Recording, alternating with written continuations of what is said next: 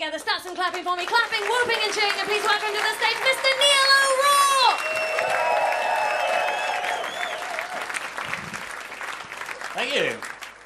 There we go.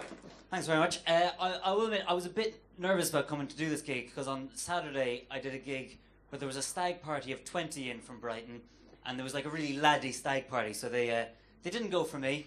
I think they saw me as a threat. Came out and they're like, oh shit, that's an alpha. It's not that funny, guys. I can do it. The PE teacher, did I pick up an Irish accent? Yeah. Jesus, yeah, that's, so yes. People are obsessed, do you find people are obsessed with the Irish accent here? Non-stop. Yeah, non-stop, it's mad. And I don't get it, because accents aren't that interesting. Like, since I moved to England, I've noticed a lot of people here, you know, you don't pronounce your R's.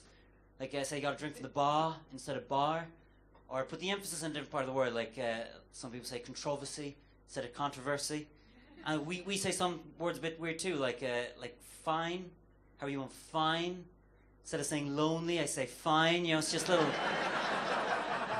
It's not that interesting, guys. It's not that interesting. Where in Ireland are you from? Meath. Okay. Don't know anything about Meath. I'll be honest, from your accent, and when you said Jesus, I thought you were from Dublin. But no, Meath, I got nothing on.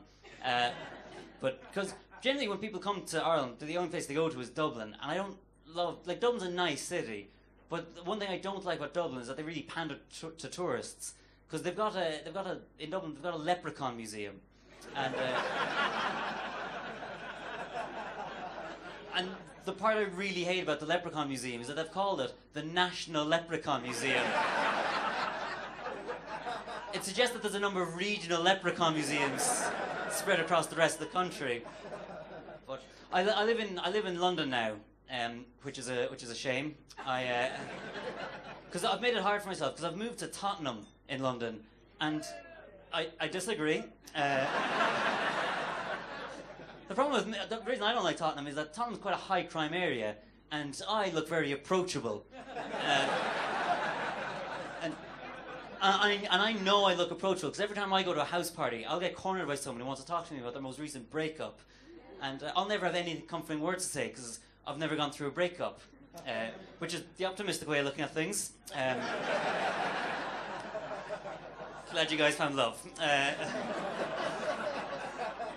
But you take approachable and you put that into a high crime area like Tottenham, approachable becomes muggable. Even someone starting a career in mugging, I'm the ideal entry-level muggee.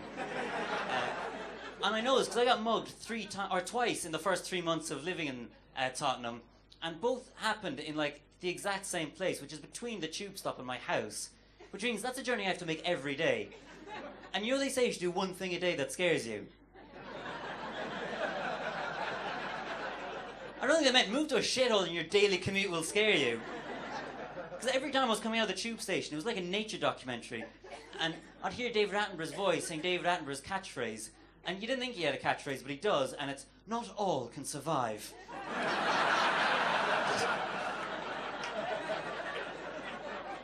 So I was coming out of the tube station hearing that, I was trying to find a way of getting to my house and surviving. And a friend of mine said, well, it's not a long journey. Why don't you just run it? Because I can't live like that, you know. If my parents come to visit, I can't. So this is where I live. Run!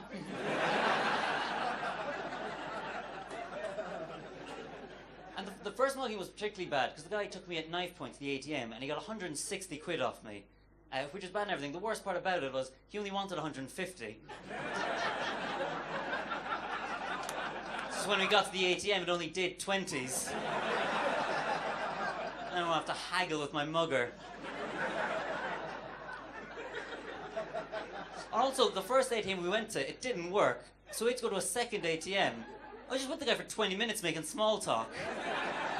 And you know you always wonder what you're like in an emergency situation. Turns out I'm very polite.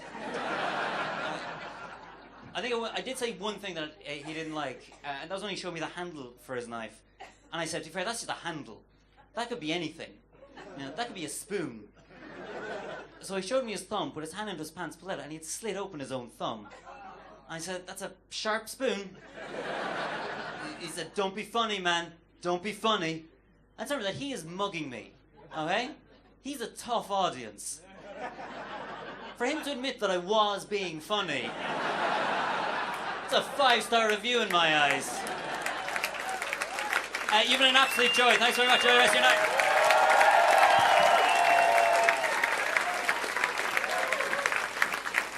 Ladies and gentlemen, Neil O'Rourke!